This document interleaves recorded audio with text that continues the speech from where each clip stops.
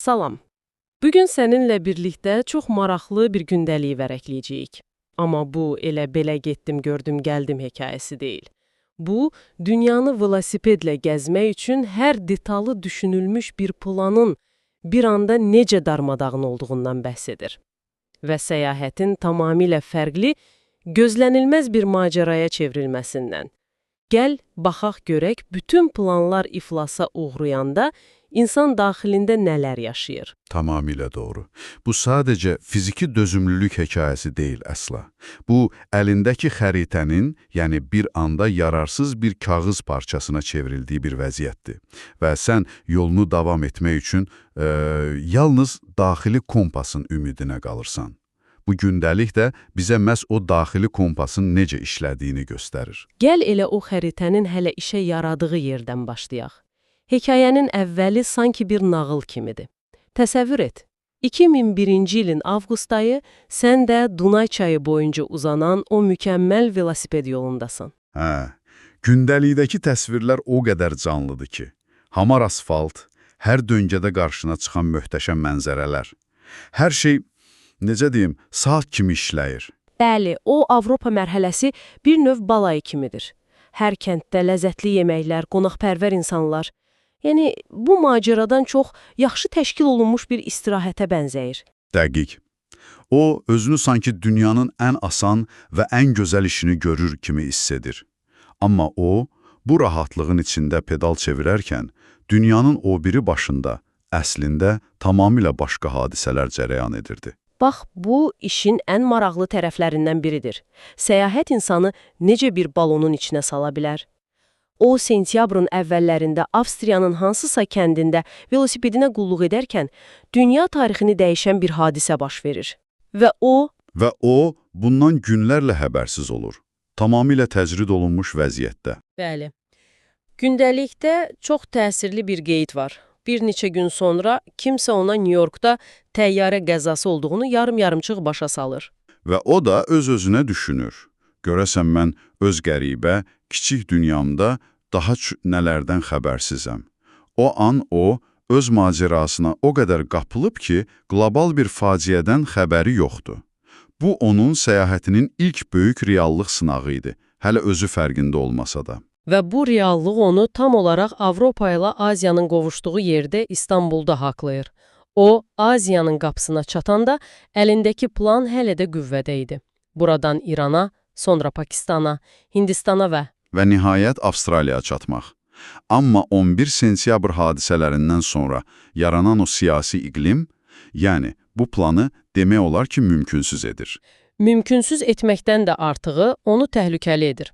Təsəvvür et, sən tək bir Britaniyalı velosipedçisən və dünyanın ən gərgin regionlarından birinə doğru getməyi planlayırsan.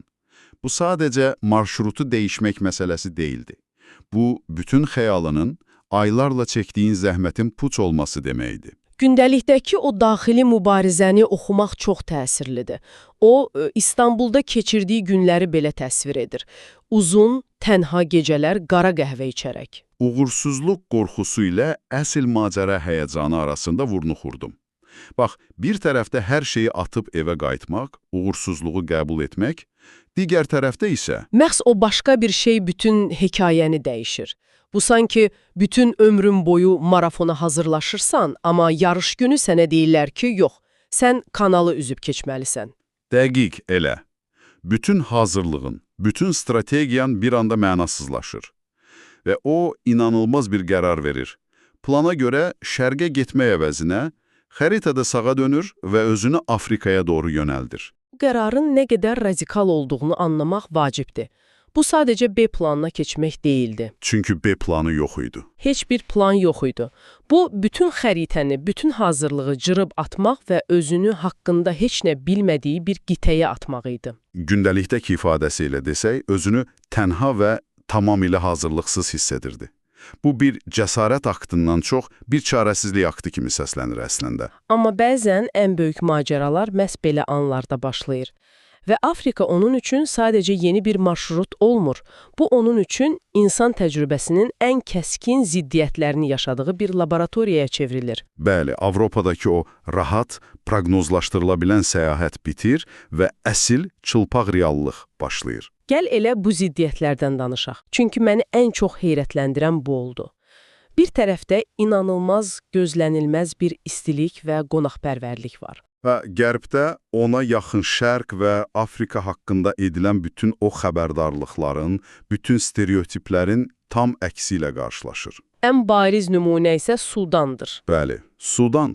O dövrdə Sudan vətəndaş müharibəsinin, aclığın və böyük siyasi qeyri-sabitliyin hökm sürdüyü bir ölkə idi. Amma gündəliyin müəllifi oranı tərəddüd etmədən səyahətimin ən sevimli ölkəsi adlandırır. Bəs bu necə ola bilər? Çünki o, orada unudulmaz bir şey tapır, insan ləyaqəti. Gündəlikdəki bir səhnəni heç vaxt unutmayacağam. O, səhrada ac və susuz halda pedal çevirərkən kimsəsiz bir dağmaya rast gəlir. Və dağmadan çıxan ailənin özünün yeməyə demək olar ki, heç nəyi yoxdur. Amma onlar əllərində olan o son çörəyi və suyu tərəddüd etmədən onunla bölüşürlər. Bu sadəcə bir qonaqpərvərlik deyil. Bu, insanın ən çətin şəraitdə belə nə qədər alicənab ola biləcəyinin bir dərsidir. Məhz bu təcrübələr onun üçün hər şeyi dəyişir. Bəli, o, Sudanda aclıq çəkir, o qədər isti olur ki, velosipedinin metal çərçivəsi çatlayır, Amma bütün bu fiziki çətinliklər yaşadığı insani münasibətlərin gücü qarşısında əhəmiyyətsiz qalır. Amma dediyimiz kimi, bu bir ziddiyyətlər qitəsidir. Bu təcrübənin bir də qaranlıq, çox çətin bir tərəfi var. O, öz emosional vəziyyətini qanlı atraksiyon adlandırır. Dəqiq. Bir gün səmanı fəth etmiş kimi hiss edirsən, ertəsi gün isə dibə vurduğunu düşünürsən. Məsələn, Dəməşqdə yaşadığı o dərin tənhalıq hissi, təslim olmaq həddinə çatır. Bəli, o, həddindən artıq tənha olduğunu yazır. Və ya Sudan səhralarını keçərkən yüzlərlə kilometr yolu ağlaya-ağlaya getdiyini etiraf edir. Bax, mənbələrin bizə göstərdiyi o xarakter formalaşması məhz budur. Bu hansısa bir filmdəki qəhrəmanlıq səhnəsi deyil. Yox, bu sadəcə dözməkdir. Göz yaşları içində, tək başına, niyə burada olduğunu belə bilmədən pedal çevirməyə davam etməkdir. Və o, Sudandakı o isti təcrübədən sonra sanki Afrikanın qaydalarını anladığını düşünəndə qarşısına Efiopiya çıxır və Efiopiya bütün bu təsəvvürləri alt-üst edir. Tamamilə alt-üst edir. Efiopiya onun üçün tam bir şok olur. Sudandakı qürurlu və təmənnasız insanlardan sonra. Burada tam fərqli bir mənzərə ilə qarşılaşır. Onu daş atan uşaqlar, aqressiv şəkildə pul tələb edən insanlar, bu onun üçün çox ağır bir zərbə olur. Və o bunun səbəbini anlamağa çalışır və bir nəticəyə gəlir. Söhbət gözlənti mədəniyyətindən gedir. O bunu birbaşa Qərbin yardım siyasəti ilə, xüsusən də 80-ci illərdəki o məşhur Live Aid kampaniyası ilə əlaqələndirir. Bəli, yəni o kampanyalar istəmədən də olsa, bəzi insanlarda belə bir fikir formalaşdırıb ki, hər bir ağ dərili insan potensial bir yardım mənbəyidir. Bu, onun üçün çox mürəkkəb bir reallıq idi. Bu sadəcə daşlardan yayınmaq deyildi. Bu, onun dünya görüşünü sarsıdan bir təcrübə idi. Afrikaya necə kömək edilməli olduğu barədəki bütün sadəlöv düşüncələrini darmadağan edir. Və anlayır ki, yaxşı niyyətlə atılan addımlar bəzən gözlənilməz və mənfi nəticələrə gətirib çıxara bilər. Bu, onun üçün fiziki yorğunluqdan daha ağır bir yük idi. Bütün bu təcrübələrin ortasında, səyahətin bir nöqtəsində o özünə çox fundamental bir sual verir. Bütün bunların mənası nədir? Bu, məncə, hər uzun müddətli səyahət edənin bir gün özünə verdiyi sualdır. Mütləq. Çünki ilkin motivasiya artıq tükənmişdi. O, bu səyahətə uğursuz ola biləcəyi bir sınaq kimi başlamışdı. Artıq bilirdi ki, səhraları keçə bilər, dağları aşa bilər. Fiziki sınağı keçmişdi. Bəli. Amma indi yeni bir düşməni var idi. Darıxmaq, monotonluq. Sual artıq bunu bacararam deyildi. Sual, bunu etməyə davam etmək istəyirəmmi idi. Bu, səyahətin fiziki bir sınaqdan çıxıb, tamamilə mental və hətta, necə deyim, egzistensial bir sınağa çevrildiyi anda. Artıq məsələ pedal çevirmək deyil. Məsələ, hər səhər yuxudan oyanıb davam etmək üçün bir səbəb tapmaqdır. Və o, bu səbəbi, daha doğrusu cavabı, səyahətinin dinamikası dəyişəndə tapır. Bir müddət sonra bəzi dostları ona qoşulur. Və o inanılmaz bir fərq hiss edir. Dostları ilə birlikdə səyahət etmək əyləncəli, asan və xoş olur. Amma sonra tək qalanda başa düşür ki, səyahətin ən dərin, ən dəyişdirici və eyni zamanda ən ağrılı anları məhz tək olduğu zamanlarda yaşanıb. Gündəlikdəki o yekun qənaət çox güclüdür. O deyir ki, əgər əylənmək istəyirsənsə, qrupla səyahət et. Əgər bundan daha artığını axtarırsansa, öyrənmək, dəyişmək, özünü tanımaq istəyirsənsə, onda tək qalmalısan. Bu, onun üçün Afrikanın ona verdiyi ən böyük dərs olur. Tənhalıq əvvəlcə onun düşmənidir, amma sonda onun ən böyük müəlliminə çevrilir. Beləliklə, Dunay sahilində ideal bir velosiped tətili kimi başlayan bu səfər, Sudan səhralarında və Efiopiya dağlarında dözümlülük, insan təbiəti və ruhun sərhədləri haqqında dərin, hazırlıqsız bir dərsə çevrildi. Planın pozulması əslində səyahətin özünün başlamasına səbəb oldu. və ən maraqlısı odur ki, o sonda həqiqətən də dünyanı dövrə vurmağı bacarır.